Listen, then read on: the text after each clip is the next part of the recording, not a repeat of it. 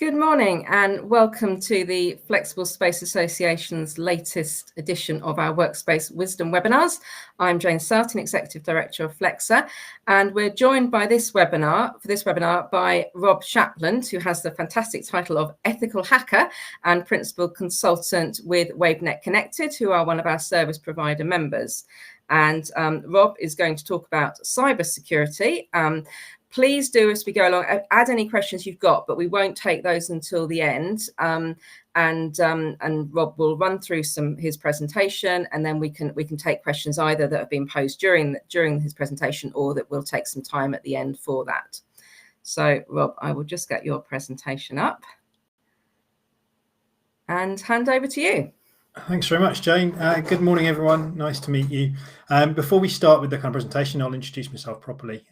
So as Jane said, my name's Rob. I work as an ethical hacker for Wavenet. So what that means is I get hired by companies to effectively pretend to be a cyber criminal using all the same tools and techniques that they use. But instead of then hacking into the network and stealing the information or encrypting it and demanding a huge ransom payment, I'll show you how I did it and then help you protect against it. There's two main ways to do it. The first is through kind of technical cyber attacks. So if you've ever seen a TV show or movie with hackers in it, it's always shown the same way. There'll be a bunch of teenagers in a basement listening to some banging techno music, pink hair, tattoos, all these cubes spinning around on these huge monitors and things. I wish it worked like that. Honestly, if I had enough money, I'd build a basement in my house that looked exactly like that setup. But genuinely speaking, for cyber criminals, they work in offices, they'll be in bedroom studies, all that sort of stuff. But that's kind of one area of hacking. I'm not going to go too heavily into that during this presentation, because unless you work in IT, the technical side of hacking is not going to mean a lot to you. And actually, most companies nowadays are breached or hacked through the other method, which is called social engineering, which is targeting you. It's the people that work at the organization. So through perhaps a phishing attack, through a phone call, or even through physical intrusion of the building. So someone coming in, breaking in, and then stealing stuff from there. So that's a big part of my job. I'm a social engineer, so I have broken into probably about 200 different buildings over the last few years, dressing up as a cleaner, as an employee, as an environmental auditor, as the guy that's coming in to fill up your printer paper or your coffee pods or whatever else. It's really good fun to do, and I'll talk you through a little bit of a story as part of this presentation shortly. When I'm not doing either of those things, I do a lot of training for companies. So after I do an intrusion, perhaps I might come in and train your staff on how to protect against it, or just general kind of cybersecurity awareness. I do that for Wavenet. And then on the side, I do a bit of media work for BBC, ITV, Sky News, and a few others to talk about cybersecurity issues in a more relatable way to the general population. So the purpose of this presentation, I'm only going to be speaking for about 20-25 minutes. Just wanted to really, it's going to be in the form of a story. I'm going to tell you about how I broke into a flexible workspace operator, and the kind of lessons that you can learn from that. Now, when we talk about a company being breached, I think it can be difficult to quite understand what that means and how it's happened. So we see it on the news all the time. So if you go onto the tech page of BBC News, you'll constantly see talk about companies being hacked, and they're large companies, right? These companies have defensive systems in place. So, why aren't they working? And there's two main phases to a hacking attack. The first is getting through the kind of outer defenses, and then the second is once you're inside the network, what do you do when you're inside? And as a flexible workspace operator, you're kind of vulnerable in two areas. You're vulnerable yourself as an organization. A hacker can go for you and try and hack into your computer network and access your client details and things like that. But also you've got a kind of responsibility, certainly from a physical security perspective, of the companies that are clients of you within each building that you operate. Now, that'll vary from building to building how that will work, and I guess some clients will have their own security and things like that. But there is a kind of responsibility, certainly on that kind of front desk reception area, to stop people getting in that shouldn't be there. Now, as a hacker, I've been doing this for the last almost 20 years now, and getting through the outer defenses is the first part, and sometimes the most difficult, but that's where the social engineering aspect comes in. So a lot of the time when you're looking to breach an organization, you'll do it through phishing attacks, through someone opening up a link or an attachment within an email, but it could be a text message. It could be nowadays through social media, through LinkedIn. A lot of criminal organizations nowadays use LinkedIn to send messages to people and try and trick them into opening attachments and links, perhaps pretending to be from recruiters and things like that. Or you guess people's passwords, because people tend to choose fairly predictable passwords. So every company now has their parts of their network pointed to the internet. So if I'm working from home, I need to be able to log in to access my documents. So I might be logging into Office 365 to access my email or SharePoint. I might have a VPN. I might have a separate app for my HR system, all sorts of stuff. All of these are potential entry points into the computer network. So if I can guess someone's password because they're using something very predictable like the word password, for example, I can log in through there and access the network. So the fact that companies now have all of their systems pointed to the internet, and that's certainly increased post-COVID, means it's got more potential for me to access those systems because there's more ways in. And I'm going to talk a little bit in the next slides about physical access, how someone may pretend to be someone else, break into the building and then do stuff when they're inside. Now, once a cyber criminal has defeated those outer defenses using one of those methods, they need to do something when they're inside. And generally what criminals are doing is they're looking for sensitive and confidential information that they can steal, but then they're also looking for a way to encrypt or scramble all the data on those systems. So normally what will happen, one of your staff members will fall for a phishing attack. They'll open some attachment, maybe it was a PDF invoice or something like that. That infects their computer. It then starts spreading through the computer network and infecting everything else. It'll go after your servers. It'll go after cloud storage systems. It'll even go after backups of that data as well. It'll then start running this encryption algorithm that makes everything on your network completely unusable. And this is ransomware. I'm sure you've heard of that or seen it on the news at some point. And then they'll demand a large ransom payment to unlock that data, to provide you with a decryption key to get it working again. And they often combine the stealing the data with the encryption. So they'll steal it first, so it's on their network. They'll then encrypt all the data on your network, and they say, unless you pay us £2 million within 6 days in Bitcoin or some other cryptocurrency, we will not only leave your network completely encrypted so you can't use anything or do anything, we will also take all the sensitive and confidential information we stole about your clients and your staff, and we'll sell that to other cyber criminals who will then use them as part of fraud attacks and phone up the banks and pretend to be those people, etc. So you've got this kind of double whammy of extortion that they're using. So that's kind of the end goal of most cyber criminals nowadays when they're looking to break into computer networks. So next thing I want to talk about is to tell you a little story of a company I broke into who were a flexible workspace operator. They had put lots of defenses in place. So they had all their antivirus, their firewalls, they've done some training and things like that. But they wanted to check whether their defenses were actually working, because as far as they knew, they hadn't been breached or hacked as yet. But of course, you don't actually know whether the hackers have just been unsuccessful or whether they've not tried it yet. And maybe there's some glaring holes in your defenses that you don't know about. So one of the best ways to check that is to get an ethical hacker to come in and try to breach those defenses. So the flexible workspace operator came to me and said, we want to do this attack. And we're going to set you two different objectives. So the first objective is, can you break into our email and SharePoint? And get into perhaps one of our senior staff members' email account in SharePoint and start, sending email and things like that, and see what data you can access through there. Are there any vulnerabilities or holes that allow you to do that? Secondly, we've chatted with one of the customers in one of our buildings, and we would like to see whether you could defeat the ground floor security that we're in charge of, and then get onto their floor, get inside their office space, and then steal a laptop from there, and then get out of the building. And then once you're out, phone us up and return the laptop, just to see whether our physical security processes and defenses are working. So that's the task that I've been set. So you imagine you've been set this task. The first thing you're naturally going to start doing is some research about the companies that you're targeting. And this phase of an attack is called open source intelligence gathering. And criminals will always do this when they're looking to target specific organizations. And we shorten it to OSINT in the world of hacking. So really what you do is you start off on the company's website that you're targeting. You start looking through information about them. Who are they? Where are they based? What do they do? All that sort of stuff. The next port of call always is to go to the corporate social media pages. So as a company, you're probably operating a LinkedIn profile, perhaps Instagram, X, maybe some will even have Facebook as well. So I've got various sources of information, and those are generally run by the marketing department of the company that you work for. And they don't necessarily have a security head on when they're posting things on that profile. So it's amazing the amount of stuff you can find through, especially through LinkedIn, where the marketing team might be posting photographs of staff at various events, where the ID badges that you might use for access to your building are clearly visible.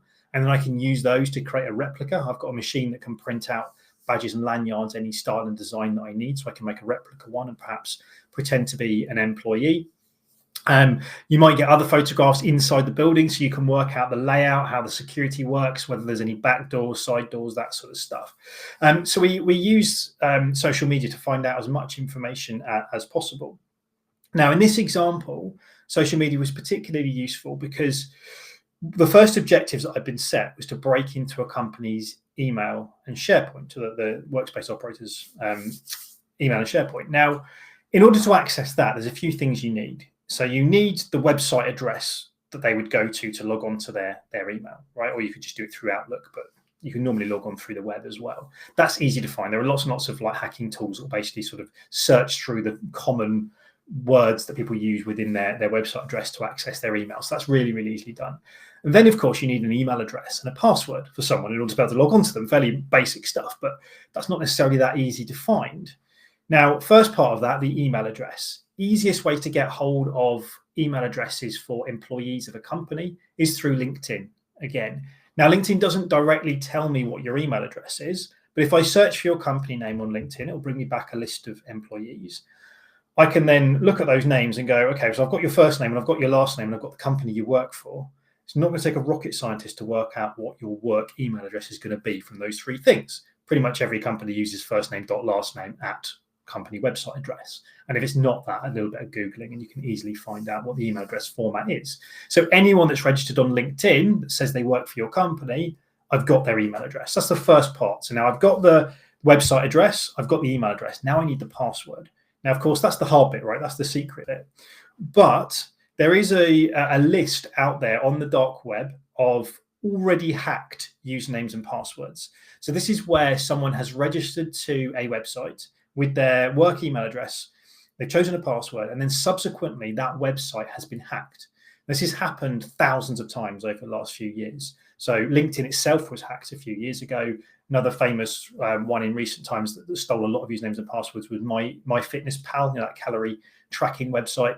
So they hack through the website, they steal all the kind of the database full of all the usernames and passwords. And then they collate all these different lists that they found into one huge list. And this list now is around 13 billion entries long. So imagine an Excel spreadsheet. In column A, you've got email address. In column B, you've got password. And it's 13 billion rows long. And that exists. And you can search through this list if you know where to look yourself. And you can search for people's email addresses and passwords. So if I have the email address, which I've got through LinkedIn, I can search within this spreadsheet and see whether they've been hacked previously. Now, within this company, there were a number of employees that were in this list of hacked passwords. And one senior employee had used his work email address to register for a number of different websites, personal websites, but he used his work email address.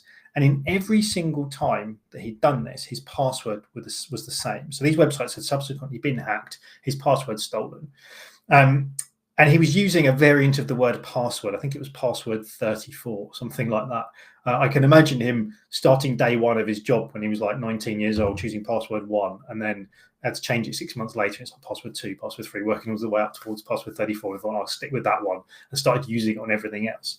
So I thought, okay, if he's using password 34 in all these different places, there's a very strong chance that he's probably going to be using it on his work as well, because he's used it in 5 or 6 different places. It's logical to assume that he'll use it everywhere else. And this is what this type of hacking relies on. It relies on the fact that people reuse passwords. So we access this password database, we look for the password they commonly use, and then we try it on their work login. So that hopefully gives me the email address and the password. Now, for some companies, that might be enough, but everyone should be using multi-factor authentication, otherwise known as two-factor authentication. You've probably heard of it in that context. Everyone should be using that. So I wanted to find out if they are using it, and if they are, what type they were using. So I'm going to go back to LinkedIn, and one of the little tricks that I do is I look for anyone that works in IT within the company that I'm targeting, and I'll click into their profile. And sometimes on their LinkedIn profile, people will not only list the job they're currently doing, but they'll list aspects about the job, the experience they have and things like that. And one of their IT employees had done this, and he'd listed projects that he'd worked on recently. And one of those projects was implementing Microsoft Authenticator MFA. And he'd done this working for the company that I was targeting. So I knew immediately that they must be using Microsoft Authenticator. So that implies that even if I have the email address and password, I'm not going to be able to log in as that individual straight away. So I need to be able to get past that secondary factor. So Microsoft Authenticator, for those who don't know, is an app that's on your phone. You either load up the app and it has a rotating code, or in more recent versions, it brings up a message on screen telling you that you're trying to log in, and here's a number that you need to type into the website you're trying to log into. Now, the way as a hacker to defeat multi-factor authentication is through social engineering again. I need to phone up the individual that I'm targeting. Now, there are lots and lots of ways to find someone's phone number, but actually for this company, they listed this employee's mobile number on their website. So very easy for me to find that. So my idea was I was going to phone this person posing as an IT staff member. I would then trigger the login and hope that the password that I'd stolen worked. He would then get a multi-factor authentication prompt. I would then phone him up as IT and say, "Hi, it's us trying to log in as you. We're just doing some maintenance on your account. Would you mind letting us through?" And it worked. To be honest, all I had to do, username, password, the password that I stole from that password database did work. He was using password 34 as his work password for his email and SharePoint. And I phoned him up and said, "Hi, it's Dave," which is the name of the guy from LinkedIn. "It's Dave here from IT. We're just doing some maintenance on your account. It's us trying to log in at the moment, so you should have a prompt on your phone from Microsoft Authenticator. Could you just pop in the number on the screen for me, and then we can get on with the maintenance?" He went, "Oh, hi, Dave. Yeah, no problem whatsoever." And so he just got up his phone, put in the number, and then that effectively logged us in. So I'm now inside the email system of the company, and also accessing their SharePoint and things like that. And this senior employee had been with the company for about 10 years.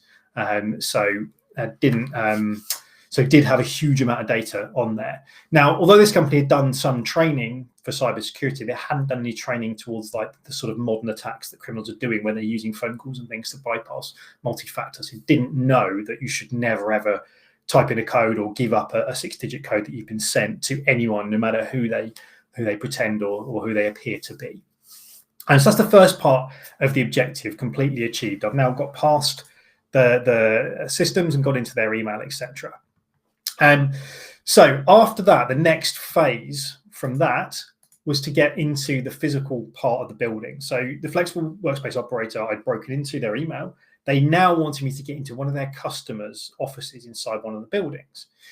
Now, in order to do that, I thought through a number of different scenarios that I could possibly use. But this operator allowed you to book a temporary room. I'm sure quite a few of you offer this, where you can effectively hire a meeting room for a couple of hours, and they give you like a temporary pass to get into the building. So that's a really easy way of getting past ground floor security in a building.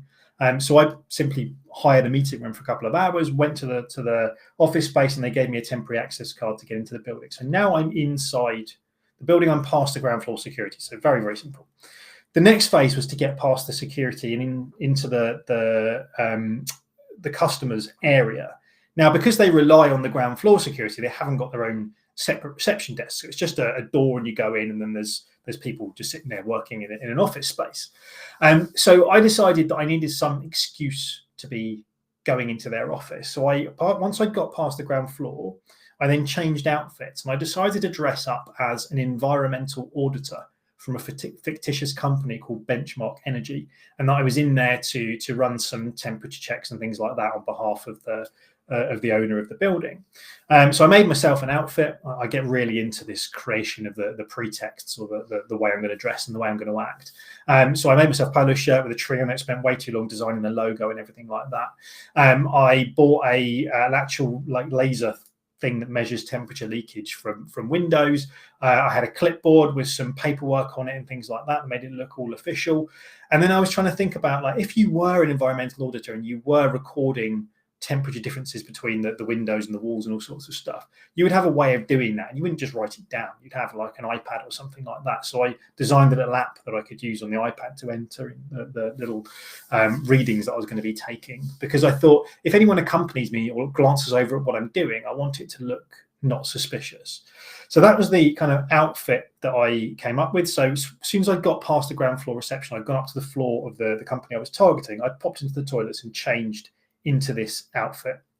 I also had a pair of glasses on which record everything that I'm doing. They have a hidden camera in the arm of the glasses, which allows me to record everything in HD video, so I can then use it as part of the training afterwards for the company.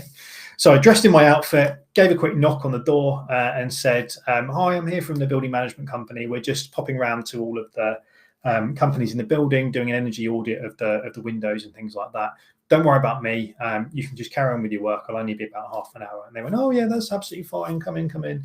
Made me a cup of tea and everything like that, which was great. And then just left me to it. So I'm now walking around taking temperature readings and things like that. Now I targeted my arrival at lunchtime because I wanted people to have left their desks and left their laptops, because my task was to steal one of the laptops from this company. So I wandered around for about 15-20 minutes taking temperature readings until I was kind of part of the furniture and people weren't really looking at what I was doing too much. I then went round one of the corners and there was a couple of desks there that had been left unattended, and there was a laptop just sitting there on the desk. So I thought, okay, brilliant. So I grabbed that, tucked that into my bag, and carried on doing a few more temperature readings, writing them down, etc. No one paid me any attention whatsoever. I then sort of waved over at the person that had let me in the building, said thanks very much, I'm all done, and then left the building. Then gave a call to the company and said, look, I've got one of your laptops, I'm going to pop it back inside. It was all part of the test. They were aware, or at least one of their security staff was aware the test was going on. So a relatively easy way of physically breaking into the building with a laptop and with a username and password that I had. Of course, there's all sorts of damage I could have done from there. I could have logged into their internal network, etc.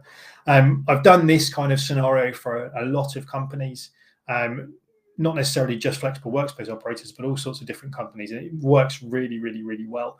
Obviously, buying a temporary access to a temporary meeting room is very difficult for you to defend against, because it's sort of designed like that.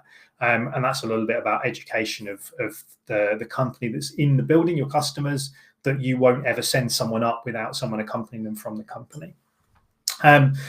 So lessons learned from that exercise for the flexible workspace operator. So first of all, they were revealing too much information through social media posts. So as alongside the stuff I talked about with LinkedIn about the IT employee, they also had posts that they put on their official corporate social media pages about people wearing ID badges. So there were photographs of the ID badges they used to access their own head office building. If I was breaking in there, I could have easily copied one of those and then probably walked into the building quite easily.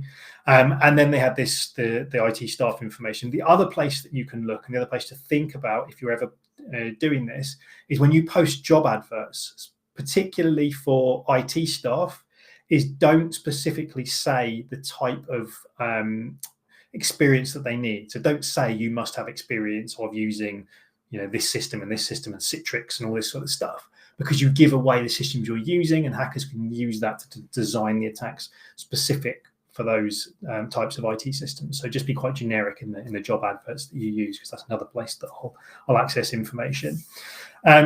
Poor staff training was one of the main ones, and this is something I see in almost every company. So most companies nowadays are a little bit lazy with their training, and they rely purely on e-learning modules. So you might have a module 10 minutes a month that gets delivered. Maybe you do some phishing tests and things like that. People don't engage in those. Honestly, it doesn't matter how good the e-learning modules are. People don't engage. They want to be doing something else. They want to be, at the same time as they're doing that, they're doing their email. At the end, there's always a quiz, and the quizzes are really simple. And if you fail, there's nothing to stop you going back and retaking the quiz. You don't really have to listen or watch the video that you're doing on the e-learning. So they're also not up to date with the latest stuff, like these latest kind of social engineering hacks. I've also been doing a lot with AI voice cloning and deepfake videos and stuff like that recently to trick companies, and the training's not really up there yet in terms of the e-learning modules. So my advice is to do face-to-face training. This is what I ended up doing for this company, where you sit everyone in a room for 45 minutes, an hour, And you get to listen because they can't get their phones out, they can't get their laptops out, they have to listen, they have to engage. And you make it interesting, you tell stories like this. This is what I normally do. I tell a series of anecdotes, and all the important messages are hidden within these anecdotes. And you also make it relevant to their home life. Because if you can make people think, oh God, what happens if someone gets access to my online banking password and logs in as me and they drain all my money, I'd better have a better password, I'd better use multi-factor authentication, I'd better not give my code to anyone. They naturally start doing that at work as well. So it's a really powerful way of doing it. So I strongly encourage you to do face-to-face training just once a year is absolutely fine, for 45 minutes to an hour, rather than purely relying on e-learning modules. Training shouldn't be just a tick box exercise, right? Yes, fine, you do an e-learning module, you can go to your auditor and say, yes, we do training. You can go to your customers and say, look, we take cybersecurity seriously, we do this training. But you're not actually, because it doesn't work very well, and that's proven. So face-to-face training combined with e-learning is the best solution. And that would have prevented the hack that I did against the flexible workspace operator in that story, because the person would not have been choosing the same password for every website, because they would have been taught a different system they could have used, a much better way of storing passwords and remembering them. But also they wouldn't have fallen for the phone call giving up their multi-factor authentication token, because they'd know to never, ever do that on the back of a phone call that someone else has done. The other thing that this company operated, that this flexible workspace operator invested in, was some detection systems. So there are lots of things that you can buy in terms of cybersecurity. They invested in what's called a security operations center that Wavenet operate, which is where you basically, all the telemetry from your network gets sent to a central kind of workspace where those outsourced people will then interpret what's happening, look for anything weird. So when a login came in that was a bit unusual, they would flag it up and they block that login. So now they have that in place. There's obviously lots more things you can do with cybersecurity, but I only wanted to talk for about 20-25 minutes. And these were kind of the main highlights from there. But I think the biggest takeaway from me is that training is the most important aspect of cybersecurity, because nearly every company that is hacked is done through social engineering. And I count email phishing within the social engineering bracket, because it's trying to convince you to open up a link or attachment by pretending it's from someone that it's not.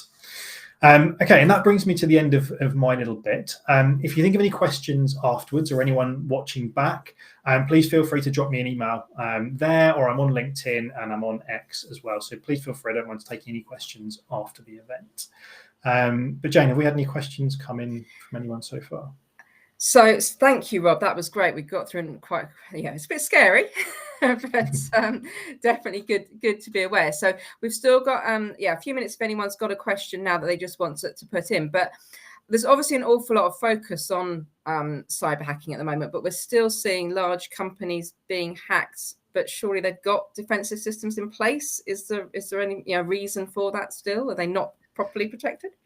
Yeah, I've always found that interesting. So, for example, earlier in the year, we saw Royal Mail get hacked. Now, obviously, Royal Mail are a huge company. They have a cybersecurity team. They invest in big antivirus solutions from the huge companies. They invest in other detection systems. They have firewalls. They have training, all these things. But yet the hackers are still getting through. So what that tells me is that there's not a single thing that you can buy that works to protect you. It's all about layering lots of different types of defenses. And as I mentioned in the previous slide, it's training that's the most important, because the way they were breached was through someone doing something stupid that they shouldn't have done because they didn't know not to do it. So for and you look at nearly every hack that's come in with big companies, it's weak passwords that people shouldn't be choosing. It's clicking on links and attachments. And when you look at the phishing attack that got through, it's really not that difficult to spot. So yeah, even as a big company, it's very, very difficult. So you might be thinking, as a small company, how on earth can we defend against this stuff? But really, it's the basics. Most cyber criminals are lazy and will go after the most simple things they can, like weak passwords, like sending an email. So you do some training, make it interesting, and the likely thing is that you can prevent those kind of low-hanging fruit attacks that most criminals use. There is technical stuff as well, patching your systems, keeping them up to date, making sure multi-factor authentication is used everywhere as well. They're really, really important too. Okay, thank you. And I suppose we have a lot of our members at FlexSA who are quite small companies, and I suspect some of them might say, we're really small, no one's going to bother trying to access our information. What would you say to them? I would say don't fall for the trap of thinking you're too small. So you might not get targeted specifically. You might not have a cyber criminal going, I'm going to hit them. But what you do have is you have these kind of spammed out attacks that are targeted at 10,000 organizations simultaneously. And they're either a spammed out phishing attack, or they're looking for a particular system that you might be using. So you might have a VPN that's 5 years out of date, and you forget about it, or you don't really care because you don't think you're going to be a target. But the criminals are scanning the entire internet for the kind of signature of this system that's pointed to the internet. Then they just run an automated script that gives them access, and then they hack into your network. And then what they'll do is they'll run the ransomware attack. And even though your data might not be of any value to this organization, the criminal organization at all, if they encrypt it and leave you completely crippled, and your only alternative is to pay a 10,000 or £100,000 ransom fee, you might end up paying it because you haven't got any alternative to get your business up and running.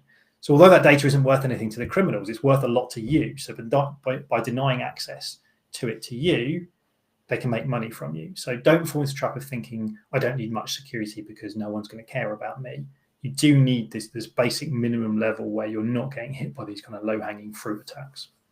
Okay, and then perhaps as a final question, there's obviously a lot for people to take in, and there's a lot of things people could do to try and protect, and probably should do, but can you suggest some maybe quick wins that everyone could implement and should implement to help secure their business? Yeah, absolutely. So first one, make sure that any system that you have pointed to the internet has multi-factor authentication in place without exception. If it doesn't support it, don't use it, and move away from it as quickly as you can. Relying on email address and password is not enough, really. So that's the first one. Second one would be training. I've banged on about this, but I think it's so important. Having done this for so long now, it's the one factor that I see consistently with organizations that they fail at doing, and they pay for it in the end. So don't go for the cheap, just whatever generic e-learning you get a hold of. Just do a face-to-face session, combine with the e-learning, and you'll have a kind of peace of mind that you're doing it properly. And then lastly, I would say probably is keeping your systems up to date. So I know it sounds boring doing your patching and things like that, but don't ignore it, because as I say, criminals are lazy. If they find you've got a system that's unpatched and they can just press a button and launch a script that gives them access to your computer network, then it's silly. Like, it's too easy for them. So make it as difficult as possible by keeping everything up to date as soon as you can. And that's probably the 3 quick tips. Excellent. Well, thank you very much, Rob. I'm sure everyone has learned a lot from this. We'll put the recording onto our YouTube channel so that people, if there's something that people are thinking, well, I just want to check back on what you said, they can go back and have a look at that. And we've also shared your contact details if anybody wants to get in touch with a question afterwards. So thank you very much for giving your time. And thank you everyone for watching. We haven't got any more of these webinars scheduled right now, but we're definitely planning some. So we will be sharing that detail later. Now, there's one question that's just come in here. Now, this is a bit late, but I'm going to let it through, Rob, if that's okay. Is it better to use passkeys within Microsoft 365 rather than the traditional MFA? Yes, it is slightly better. Any MFA is great. But I do like the passkeys. Passkeys are like an extra layer. So yeah, absolutely happy for you to do that. Right. Okay, that one just snipped in. Okay, thank you everyone. Thank you, Rob, and have a good rest of the day. Brilliant. Bye. Thanks everyone. Bye.